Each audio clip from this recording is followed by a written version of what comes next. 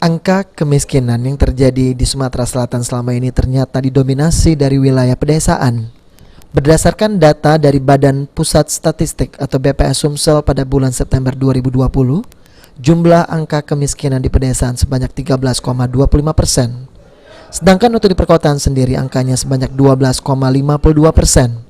Hal-hal yang mempengaruhi kemiskinan itu sendiri mayoritas masih disumbang dari makanan antara lain beras, rokok, cabai merah, bawang merah, dan kopi saset. Bahwa jumlah penduduk miskin di pedesaan dan itu lebih tinggi dibandingkan dengan wilayah perkotaan.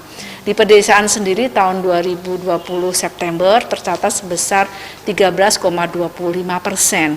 Sementara di perkotaan tercatat sebesar 12,52%. Ini yang masih menjadi catatan.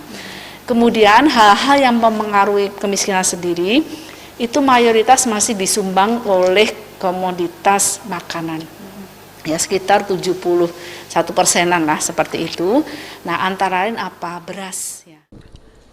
Konsep kemiskinan yang digunakan oleh BPS ialah pengeluaran makanan yang cukup mempengaruhi terjadinya kemiskinan. Jika ditotalkan secara garis besar, jumlah angka kemiskinan yang terjadi di Sumsel pada September 2020 sebesar 12,98%, yang mengalami kenaikan 0,32 poin dibandingkan pada bulan Maret 2020. Firman Hidayat, PAL TV.